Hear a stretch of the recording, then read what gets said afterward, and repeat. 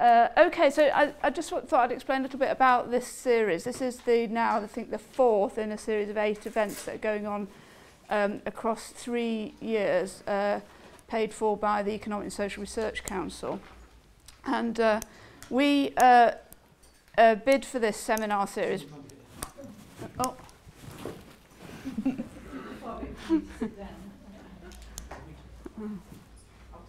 Shall I wait? No, keep going. Yeah.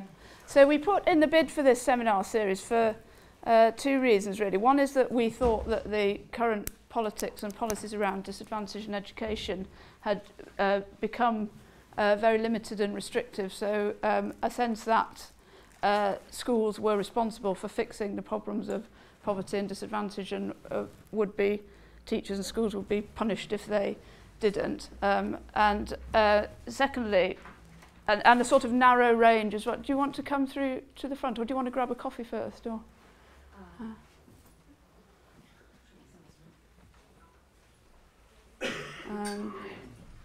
and also a kind of narrow sense of the kind of interventions that might sort of solve these problems of enduring a relationship of disadvantage and educational achievement, i.e. things that could be tested by a randomised controlled trial and delivered in a school for a short-term period, which would, with demonstrable effects on achievement in that period. So we felt that the sort of debate was getting very narrowed, with ensuing pressures on practitioners. And the second thing was that we felt, partly because of that, our own debate within academia and education had also become a bit narrow, and because people who thought that that was a limited approach had sort of fallen back on saying, well, it's not all about that, it's not, you've got to consider things outside the school and a wider range of interventions and so on, and approaches. So we felt it had got a bit kind of a polarised debate, which wasn't really taking us anywhere. So this was where this kind of structure and agency thing came on. We've got people who are saying, well, it's all about agency and it can be fixed in the school. Then people say, no, it's not. It's all about structure, and not much in the middle. And also that academic disciplines really weren't talking to each other, and academics weren't talking to practitioners and so on. And so that's what we thought we'd solve that all by getting a little bit of money for a seminar series, which would just try to shake up the thinking a little bit, something that would involve practitioners and academics, and try to involve people from outside education who might be thinking about similar problems from different angles. So that's what we set out to do. And we started off with a 3-day event where we gathered together some unconnected teachers all working in very disadvantaged areas, and really they just talked to each other for 2 or 3 days about the kinds of issues and challenges that they were facing and how they were dealing with them. And the next stage was that we took some of those accounts. Well, they wrote them up, and we've been collecting them into a book, and we've been asking academics, mainly working in education, to comment on those practice situations from the different theoretical perspectives that they occupy and from their own experience. And that will be coming out as a book, and you should have had circulated before this seminar a draft chapter of the book, which takes one of those cases.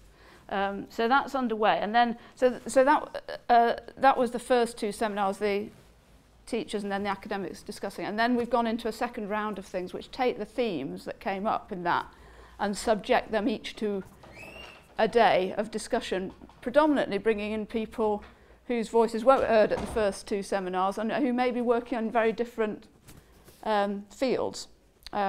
So the first one of those we looked at teachers' work, and the sort of simultaneous pressures both to be creative and sparky and innovative and caring and loving and wonderful, and also to be meeting all of these targets and monitoring and effective.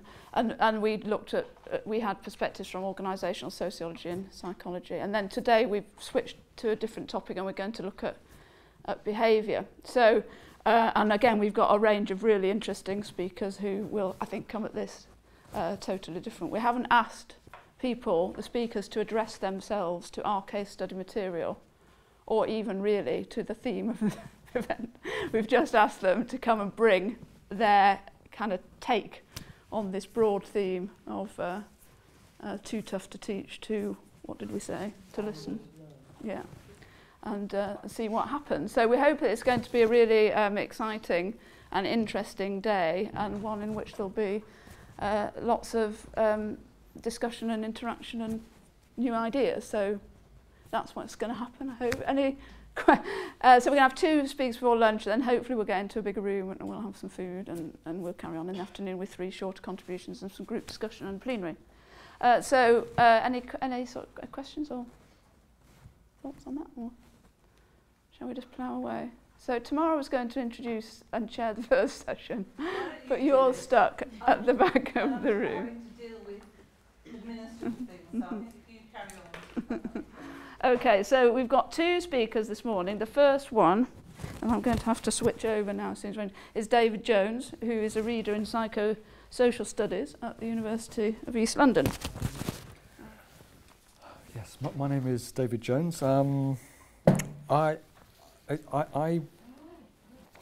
had an email from Tamara asking me if I'd be interested in this, and I'd happened to be teaching students about shame and violence, and I immediately thought, gosh, schools are full of shame, aren't they? They're full of shame. So I said, yes, I'd be interested in talking about this. Now, since then, she's said, don't try and talk about schools and education, just come in and talk about your perspective on the significance of shame and conflict, really. But I'm actually going to be talking about violence and even homicide, murder. That's rather dramatic, and I'm not suggesting things are as bad as that in schools, but I think some of the lessons about how conflict arises and maybe who becomes involved in that kind of conflict, I think may be quite helpful. Now, my interest in shame here, and I hope what might be its relevance to this topic, is its role as a so-called moral emotion, often being linked with guilt, the idea that we have feelings that inhibit us from harming other people.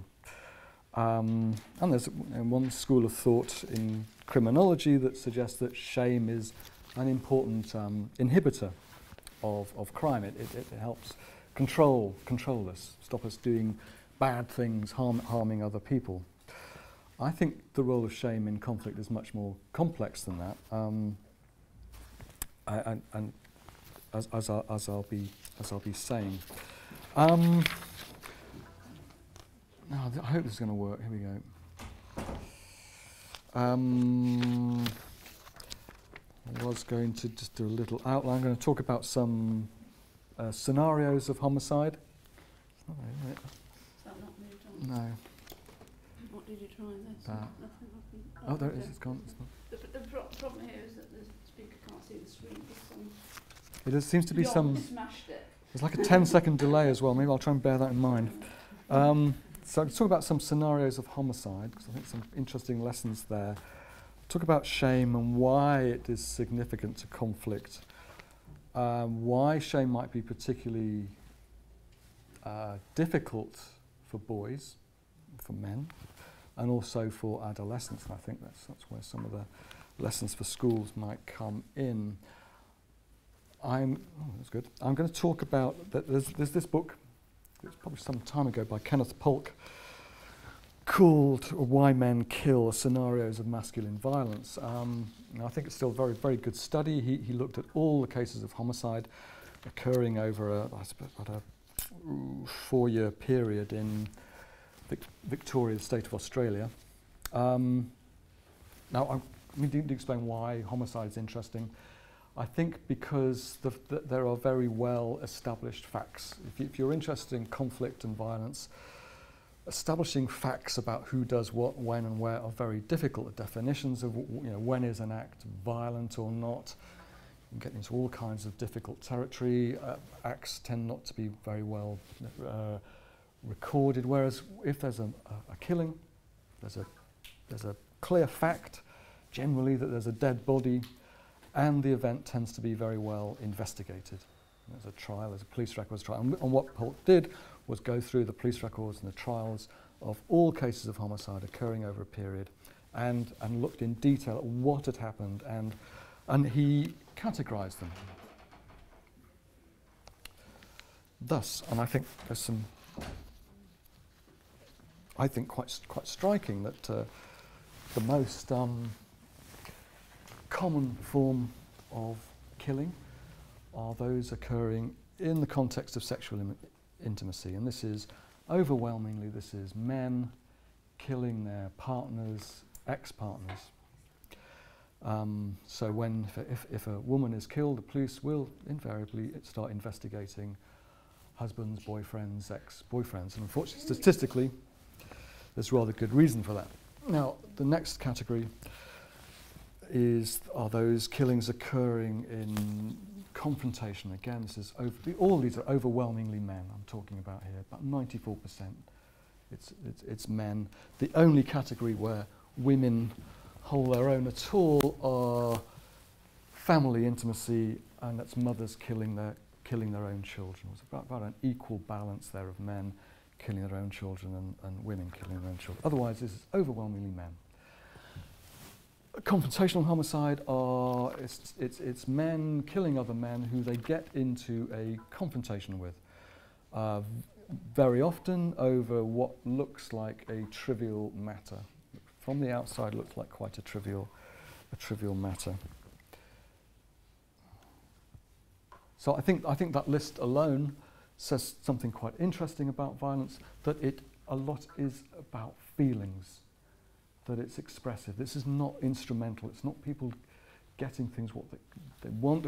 The killings occurring in pursuit of other crime are relatively low, and it's still a significant category, but by far the majority of these offences occurring they're to do with feelings.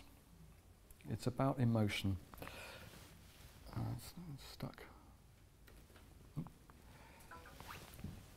Yeah, overwhelmingly we're talking about male offences.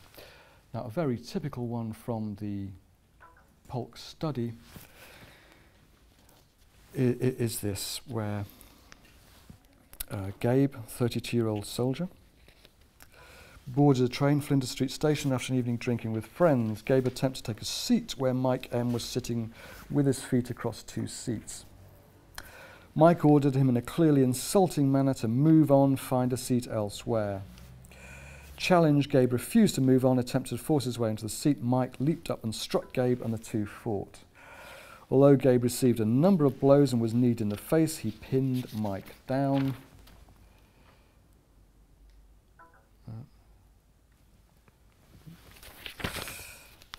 Gabe said, "If you don't stop, I'll break your neck." Believing that Mike would stop, Gabe released him. Instead, Mike produced a knife, stabbing Gabe 3 times in the chest. Gabe collapsed and died.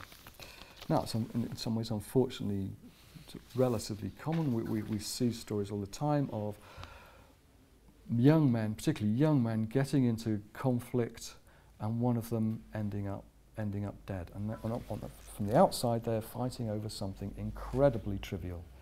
In this case, it's a seat on a train. How do we understand why this degree of violence occurs over something very, very trivial? Because other species don't do this. You know, if you look at 2 cats who get into a fight, they will very quickly, at least one of them will very quickly depart. They will clear. It's just not worth getting harmed, harming others in a sort of intra-species fight like this. So why do human beings, human males, do this kind of thing? There have been a number of efforts to explain this. There were some quite sociological ideas about that perhaps boys, men in these sort of conflicts were following a sort of social script. This is Luckenbill, 1977. I'm not sure it explains that much, and this kind of theorising got into trouble because it rather assumes that both parties are thoroughly involved in this, and when feminists started looking at these kind of ideas and pointing out how much, of course, women were also victims of male violence, then it started to look rather, we looked at rather uneasily, and I don't think it explains that much. There have also been biological explanations, that, perhaps evolutionary psychology ideas that perhaps boys were fighting over some claim in some imagined hierarchy. It was their reputation that they were protecting. It wasn't just a train seat; it was about reputation. The trouble with those ideas, it's actually rather hard to pin down aggression and violence in biology. But I think maybe there's something there about the significance of reputation, and I think there is something about masculinity, boys' sense of identity, and maybe a certain fragility of identity that is worth pursuing.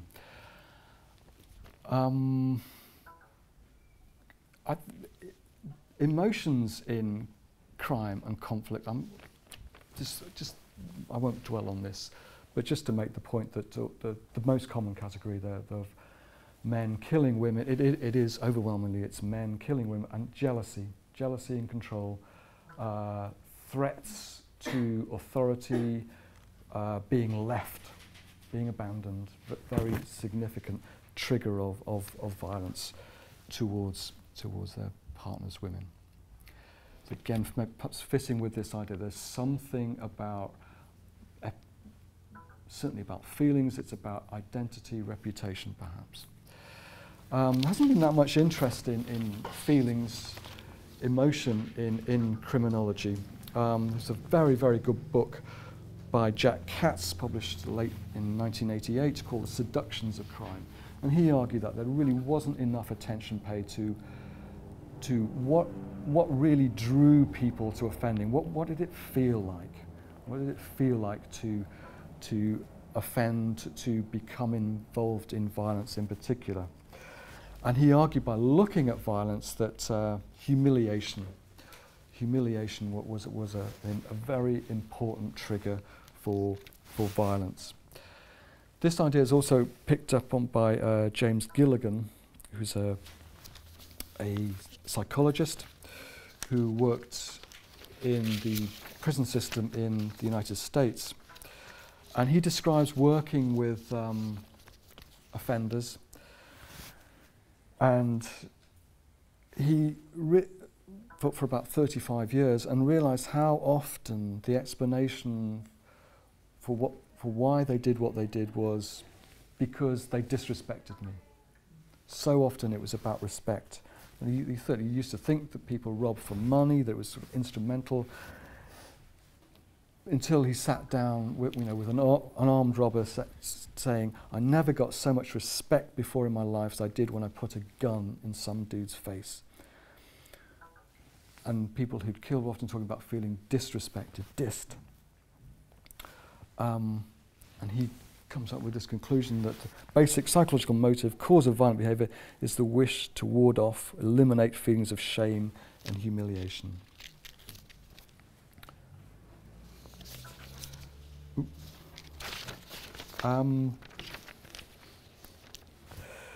Shame is often paired with guilt, and it is assumed that there's a whole school of thought in criminology that assumes that shame is somehow an important inhibitor, and I'm not so sure. It's obviously Katz and Gilligan were suggesting something very different, that actually shame maybe provokes conflict and violence. It's worth maybe trying to think about what shame is. Ruth Benedict, back in the 1940s, was actually looking at different cultures and arguing that Western cultures were more guilt cultures, and Eastern cultures more shame cultures, and she argued that this difference was that guilt was about an internalization. whereas shame depended on very active social disapproval. Maybe there's something useful there, but I don't think it quite works. It seems to me it is possible to feel ashamed without other people knowing. You can. I think I can think of situations I feel quite ashamed and then nobody else knows, and I think it is a feeling of shame. Pearson and Singer, a little bit later, using more of a psychoanalytic frame, argued that guilt was about an act, whereas shame was about being, that you had to feel guilty about an act, that you had to have done something to feel guilt, whereas shame, it was your being, yourself, that you felt bad about. Again, I'm not sure that quite works. I think there's a matter of degree, really. It seems to me that you can feel guilty about, if you feel very, very guilty about an act, then in a way it does, you feel it about your whole self. I want, oh God, sorry. Yeah, Benedict, Pearson and Singer. And I want to argue that that I think shame is a much more primitive fundamental feeling of disapproval. And I'm going along with, I want to be describing the work of Alan Shaw as a psychologist, who argues that shame is a very fundamental feeling, a threat to social bonds, that you feel, very fundamental feeling that you are not approved of.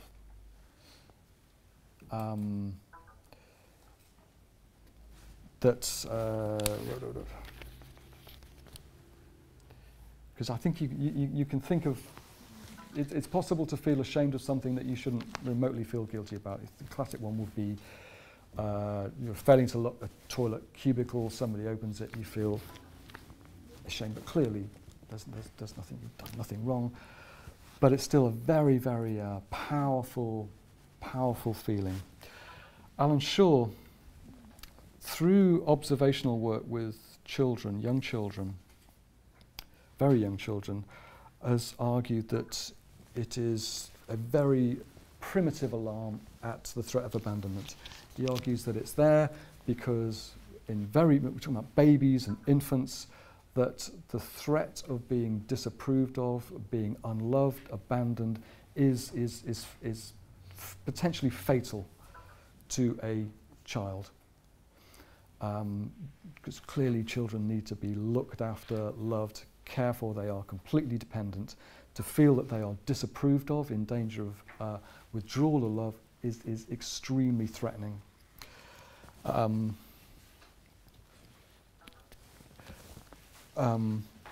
He argues that you start to see shame responses in young children around the end of the first year of life. That he argues it's to do with mobility, that in the ideal circumstance, that children will have faced nothing but positive interactions with adults and caregivers. You know, when they smile, we smile, and we mirror their feelings. But when they start being mobile, they're going to start doing things that will be disapproved of. We need to stop them sticking their fingers in the electric socket or something, and adults will start disapproving. And that's where we start seeing shame responses. And I can think of my son, who was, I think, less than 2, about 18 months or so, no, nearly 2. We were in a park. He put his hand into, I think it had been snowing, there was some snow and leaves. I was about 10 metres from him. He picked up a broken bottle. And I just shouted, "Drop it!" I really became panicky. And he dropped it, and he just went, and he crumpled. Just went, and started crying. He did a classic shame response, hiding the face, crying. I felt terrible. So I ran over to him, gave him a call. It's all right, and what Shaw says is, you know, that was a sort of classic situation, that the shame response is his alarm at his dad, who loved him and cares for him, was angry with, seemed to be angry and disapproving, was terrible, terrible. And it did look awful. After, you know, it would have been better if he'd cut his hand for him, the sort of narcissistic wound at that moment. But Shaw's point is that the very visible, his response of invoking pity in me, I ran over, made sure it was all right. Shaw says that is crucial, that shame is inevitable, that, you know, being disapproved of, coping with disapproval, failure, other people looking badly at you, but our ability to cope with shame is a developmental achievement, and it's a psychosocial achievement. It depends on adults being able to interact, reassure that it's okay. Yes, something bad happened, but it's okay. You are still loved, you're still cared for. Now, Shaw argues that children that don't get that kind of reassurance, for whatever reason, will struggle to cope with shame later on. That it's that ability to cope with shame, cope with disapproval, is quite a hard one, psychosocial development. But children who don't develop that capacity will struggle later on with coping with shame. Gilligan, who noticed his robbers and murderers in prisons, so often talking about disrespect, went with this work of Alan Shaw, arguing that it was shame. And he says, the fear that underlies, stimulates feelings of shame is the fear that one will be abandoned, rejected or ignored, and will therefore die because one is so weak, helpless, dependent, unskilled, incompetent that one cannot take care of oneself, because of which one is also inferior, unlovable. So in adulthood, those feelings of shame will, in all of us, trigger these very, very primitive feelings of abandonment, that we're unloved, we're going to be abandoned. So when these kind of things happen, when we're older, young people, teenagers, adults, any kind of disapproval will stir up, potentially stirring up feelings of shame, and these very deep anxieties about worthlessness. There are two ways, perhaps, of coping with this. One way is to seek connection, seek approval, seek reassurance that we are, despite whatever's happened, lovable, worthwhile people. To do that, maybe take some courage, and there's a certain risk of greater exposure, that you are revealing more of yourself, revealing more weakness. An alternative approach to that kind of threat is to simply show strength, to show how strong you are, that you're not weak, you're not dependent, that you are very strong, independent. And that might be one very literal way of showing how strong you are, is to use violence. So quite the opposite of seeking connection with you, withdraw and prove how strong you are. I think it can be an attractive tactic for some young men.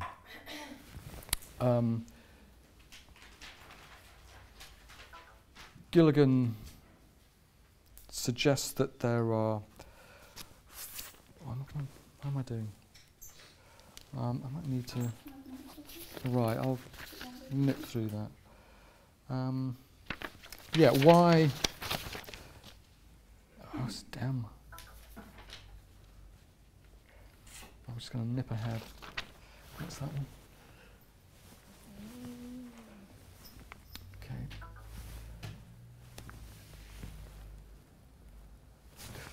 Okay, so why might, because going back to the figures on homicide, and of course figures generally on violence, suggesting that such issues might be more of a problem for men. Why?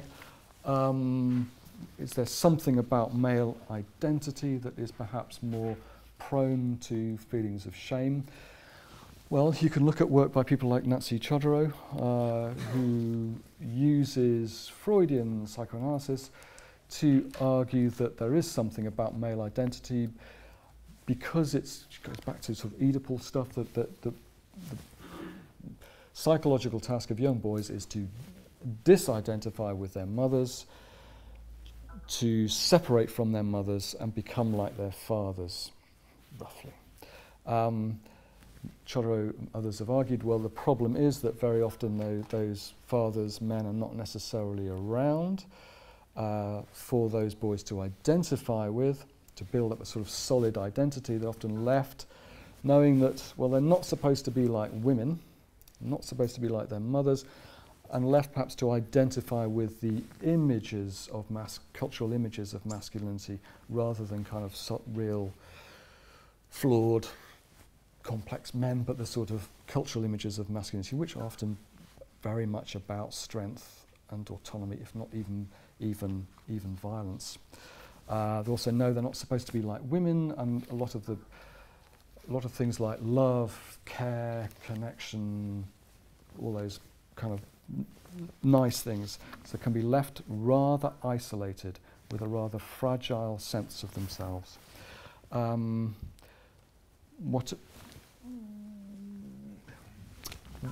Thinking more sociologically also, perhaps as these conditions of high modernity, post-modernity, we are less embedded in traditional structures, whether family, community, we're more isolated, and perhaps boys, men are even more isolated than women in a sense, that less embedded in family structures particularly.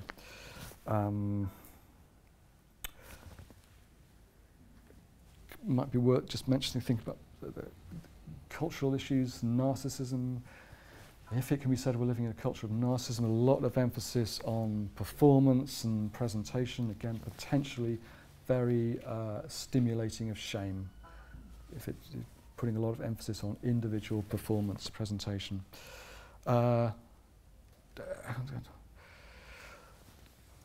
good reason to think there's a lot of shame around in adolescence. Major issues about identity, who are we going to be, lots of issues about sexuality. Sex has endless possibilities for stirring up feelings of shame and disapproval. Schools, strikes me. Does that come up? Yeah. Schools are very much involved about competitiveness and judgment.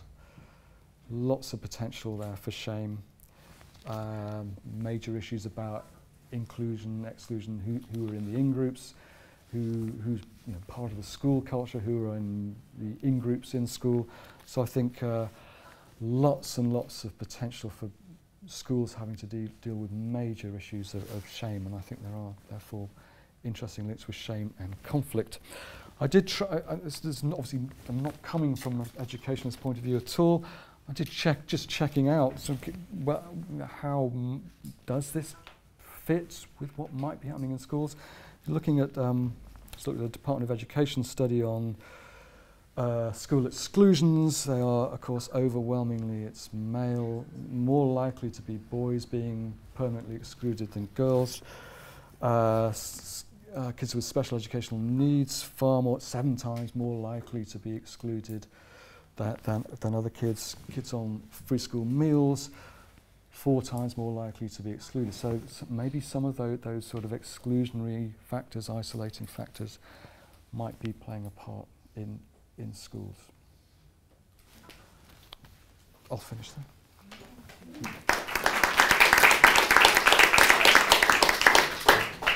Okay, thank you. That's a really great start to the day.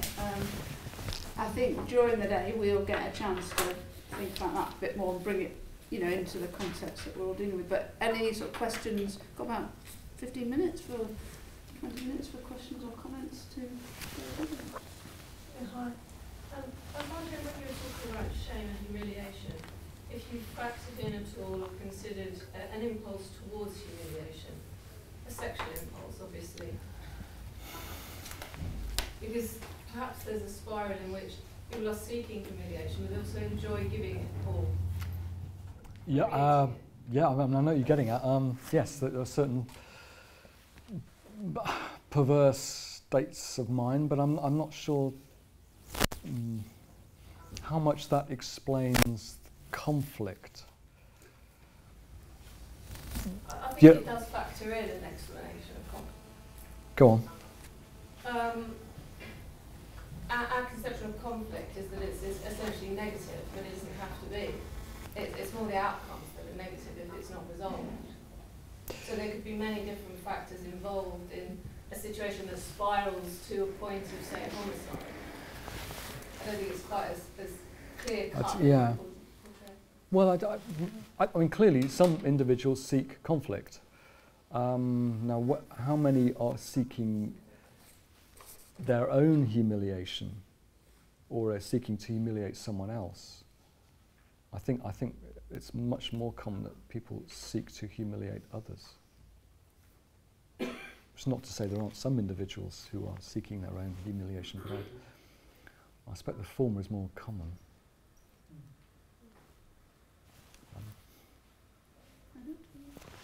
Yeah, it doesn't quite, it sits parallel to this and doesn't really follow on, so if someone wants to follow on. Does anybody want to pick up that point? I was just struck, not so much, but how things like humiliation, if it's ritualised and controlled, if you like, can be a source of bonding and then overcoming. So I'm thinking here of hazing, for example.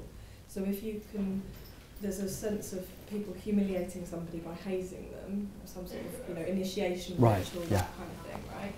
But of course, if that person takes that on the chin, then they can overcome that shame, as it were. So they have to submit to it, and there's a sense of shame that perhaps comes with that, but it can be displaced. So that's quite an interesting. Where it's not clear cut, I guess. Well, I think that would I think that's very interesting, because that's, in a way, that's Alan Shaw's point about child development, that actually it's essential that you develop the capacity to cope with shame. And I think for groups of people to these kind of rituals of shame might be a very interesting example of that they are, in a sense, as a group, building that capacity. Quite interesting.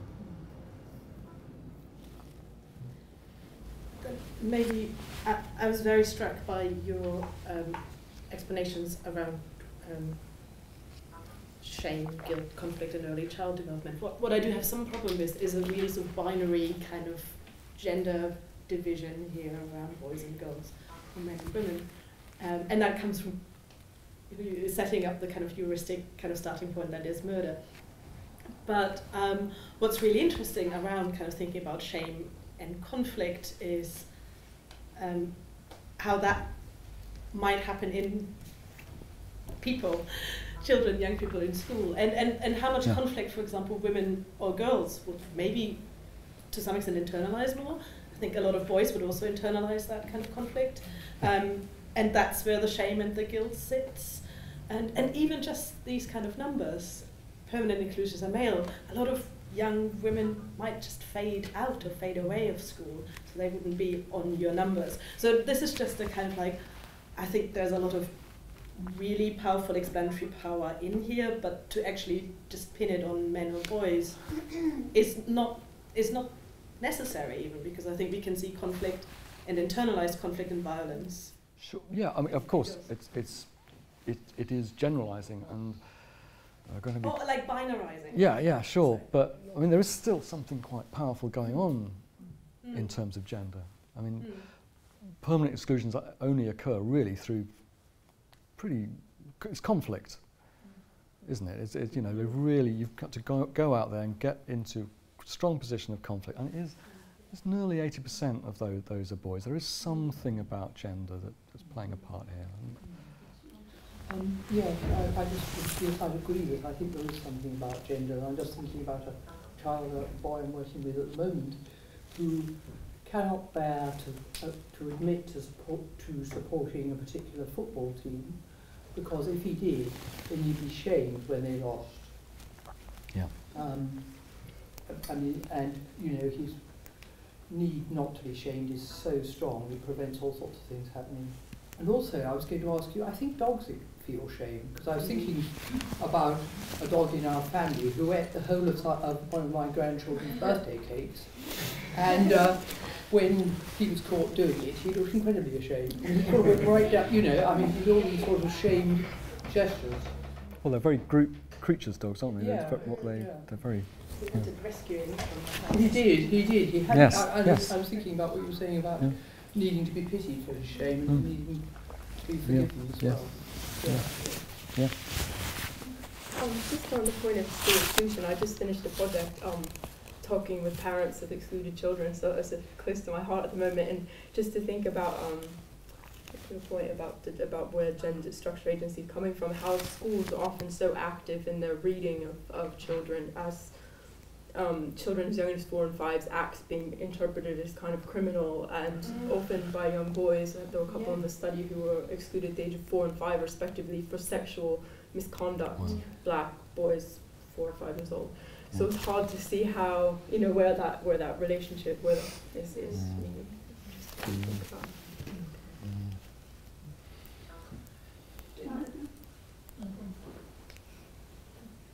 I think there's something there about the fact that we, in schools, when we start labelling children in that way, we create more shame of them.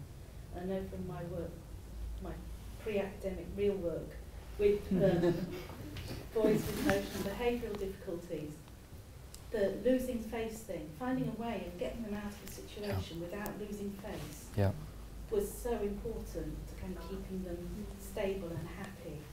And one of the boys went back to a mainstream school, and I got called over to go and visit him, because they said he goes and he plays with the big boys, and then they hurt him, and then he pretends that he's really, really hurt, and we've taken him to the hospital, he's pushed it so far, and then there's been nothing wrong with him. And what's going, you know, they said he's attention seeking, and I said, no, he's not. He doesn't want your attention. He wants you to get him out of that situation. And he can't tell you that he just was pretending because he got somewhere he couldn't handle. So he pushed it that far to take him to hospital, rather than lose face and say, just needed a hand.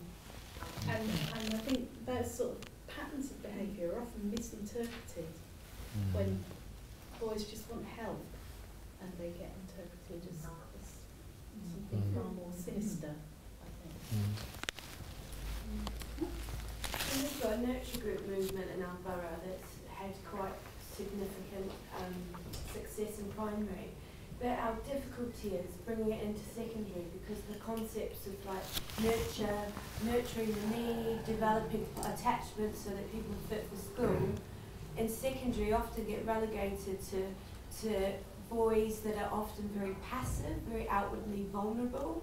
So they are allocated the sort of nurture approach, whereas the boys who present the behaviour that often becomes criminalised very quickly, and offender language is used to sort of demarcate what they're doing, and then they get caught through the system and they're excluded. They're not often taught in that nurture approach, because it's quite scary, I think, for teachers to transcend the behaviour, and also because now the language of SEN has changed. So we talk about social, emotional, mental health. We've got a lot of taboos around mental health now, circulating around behaviour, because we can start conversations by saying, right, so the behaviour might be an underlying need, which is quite a big move in state schools to be able to talk about behaviour in those terms.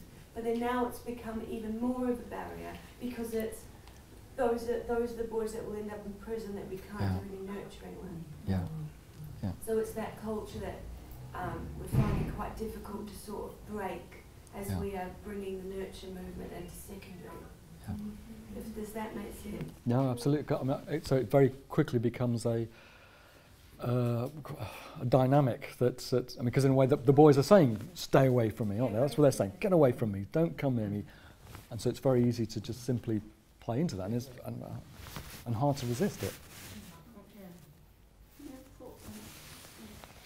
I was just wondering that when you mentioned that shame is a primitive feeling, And I just wanted you to, explore that aspect a bit more, because I still don't understand. Okay. What you mean by that. Yeah. Okay. I mean, it's really sort of fundamental. It's pre-thought. We experience it in situations quite irrational. I'm not doing very well. Powerful. It's a visceral Yes. content Yes. rather than a thought through emotion. Yeah. So there's something about some affects which they just touch. It's around vulnerability and dependency. The stuff here around vulnerability and dependency, which is pre-verbal. It's what do they call proto-mental. I mean, there's all sorts of ways of saying these are such early affects, such early feelings that they transcend logic, and I mean not in a good transcend way. They just go somewhere else, as fear does, as terror does. Does that mean they cannot, that same feeling that you might find in children, the way that you were describing, cannot be experienced by adults? No, it is. I think it is. It's very much still experienced by adults. Adults have to learn ways of coping with those feelings. And what Alan Shaw is suggesting is that's a kind of hard-won psychological development about being able to actually cope. So my son literally crumpled when I disapproved of him, I seemed to be angry with, literally crumpled. Now we can do that as adults. I mean, maybe we should do it more, but it was visceral. But, it was good.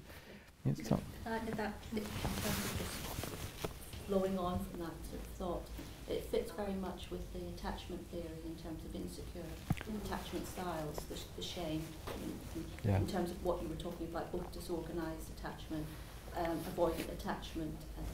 It fits very much well within sort of helping us understand within that what you were talking about, those early relationships, how those early relationships and the bonding, and when actually the bonding isn't secure for whatever reason, then that's where those very primitive feelings don't get sort of processed in a way in terms of containment and recovery and repair. Yeah, absolutely. I was just thinking about schools being focused on improvement and whether they also implicitly are communicating inadequacy to people, and whether there's any sort of way out of that. But one of the things I hear children who are struggling say a lot is, I don't care. And I take that to mean that they're probably not, they don't trust me in the institution enough to show that they care. But I also wonder whether they're quite right in some cases in not being that vulnerable. Well, whether that self-protection, whilst in the long term isn't helpful to them, might in the short term be useful. Yeah, you can see it as a defence, can't you? I'm not going to care about all that because I'm facing constant disapproval and failure and shame, so I'm going to cut off from that. Yeah, but as a life plan, it may not be great, but yes. I want to come back to that distinction between guilt and shame. I find the distinction between affect as pre-personal and discursively framed and processed emotions quite helpful, but I worry about what happens when we say that affects are so are primitive. Or I mean, it's not actually the primal primitive. I think you said. Did you say primal or primitive? Primitive. Primitive. It's not even that. I think it's when we say that there's something. They get a status. It's interesting we're talking about status, but the feelings get a status. Because there are other feelings, and they get status, they get tied to negativity. So, the joy or the jouissance of the child, we're not worried, that's okay, but an affect of shame isn't, the thing that makes them crumple. And there's something about what do we mean by that, what's actually going on, And the way that that gets then linked to, you skipped over because you didn't have time, but it gets linked to parenting, and we call up evidence and we call up forms of attachment. And I immediately get really nervous because what I see is troubled families and what's up with single mums. And there's something about our capacity as, you know, as an intellectual and practitioner community to navigate taking seriously shame and affect and what might happen at home, and avoiding this kind of, you know, once again ending up with the spectre of those people who are crap at looking after their kids. Yeah, and that's always the dilemma here, isn't it? How can you think about and talk about the significance of early experience without simply converting it into, well, it's these bad families? I completely agree, but I think it is still important to continue to talk about the significance of early experience. I want to abuse my position as chair. You had a go. I just, you know, thinking about that in the context of disadvantage in education. I mean, like, when I was reading this, sorry, all right, you go then. To me, I have a problem with the language around attachment. What I want to answer, having just spent a term trying to write a book on Winnicott, I just want to come back on. I think having really read him a lot more, there's stuff around, you know, the things about the facilitating environment, and it's the mother. But who's facilitating the mother's environment? So I don't think you can just, I don't think it's just about here's a crap family. It's also, here's a crap social system, failing to support that family. And I actually think the theory travels really well and strongly across those family boundaries. The danger is that we create silos, and we stop with the family who lives in that flat. And so I had to, I'm not. Sorry. So I was going to say, I was kind of coming at this from seeing or angry young men, I think, in poor neighbourhoods. What I'm thinking about I think a lot about the labour market, and that you didn't mention that, but I think it was probably there in the, in terms of bonds of family, community, religion, and so on. But how they are labelled as useless and from the start, because there's the kind of labour market role, but also the circumstance of poverty in which they're growing up, which systematically devalue them and the other people in their family. So I think I sort of agree that it works, but there is a tendency to stop at the mother, isn't there? That which neatly concludes the conversation, just about time to move on to